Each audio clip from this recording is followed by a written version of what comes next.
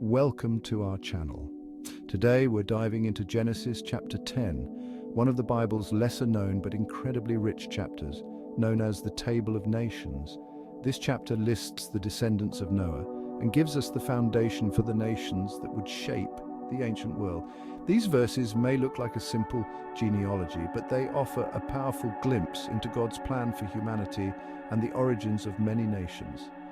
Let's explore this fascinating lineage and discover what it reveals about the past and our faith. After the flood, Noah and his family begin a new chapter for humanity. Genesis 10 gives us a record of the descendants of Noah's three sons, Japheth, Ham, and Shem. This table of nations may seem like just a list of names, but these names signify people, places, and cultures that were foundational to human history. Let's take a closer look at each of Noah's sons and how their families shaped the ancient world. First, we have Japheth, the eldest son of Noah. Genesis 10 lists Japheth's sons as Gomer, Magog, Madai, Javan, Tubal, Meshech, and Tiras. Each of these names represents a people or region, particularly to the north and west of the Middle East. This lineage is often associated with what we now think of as Europe and parts of Asia. Many scholars believe that Japheth's descendants spread across the vast regions of Europe and northern Asia. For instance, the name Gomer is often linked to the ancient Cimmerians, a people who lived north of the Black Sea. Javan is connected with Ionia, an ancient region in Greece, showing a Greek connection. These people groups would eventually contribute to the development of European cultures, languages, and societies. While Japheth's line may not be the focal point in the Bible's narrative, it is significant. God's plan extends to all nations, and through Japheth's descendants we see the early roots of many European and Asian civilizations. These nations remind us of humanity's diversity and the spread of people across the earth after the flood. Next we come to Ham, the second son of Noah. Ham's descendants include some of the most notable and historically significant names in the Bible: Cush, Misraim, Put, and Canaan. These are more than just names, they represent nations and regions that played a major role in ancient history.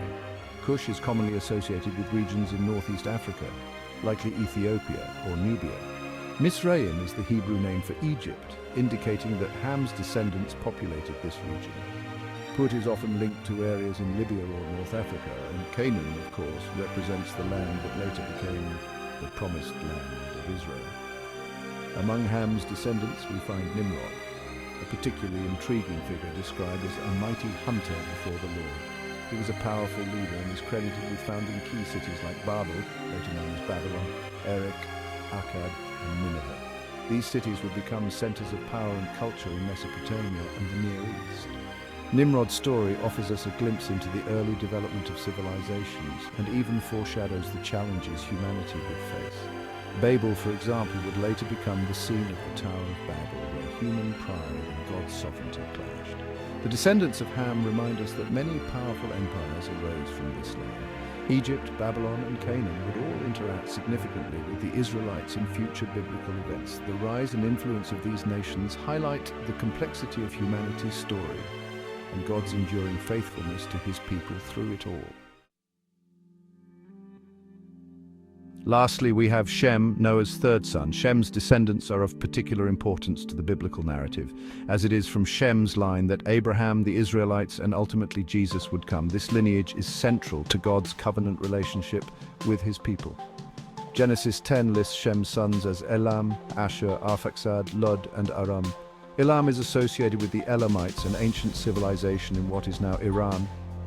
Asher is tied to Assyria, one of the most powerful empires in the ancient world. Arphaxad is particularly significant as he is the ancestor of Abraham, through whom God would later establish his covenant. Shem's line represents the Semitic peoples, which includes the Israelites. This connection is crucial because it foreshadows the promises God will fulfill through Abraham, Moses, and the entire lineage leading to Christ. It is through Shem's descendants that God will ultimately bless all nations, fulfilling his promise to Noah. Shem's lineage reminds us that God has always had a plan to bring salvation to the world. From this line would come prophets, kings, and eventually the Messiah. This genealogy, then, is more than just history. It's a story of hope, promise, and redemption.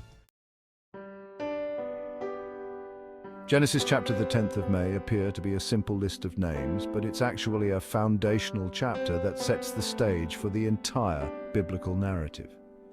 These names represent the nations that would shape history, influence Israel, and play a role in God's redemptive plan.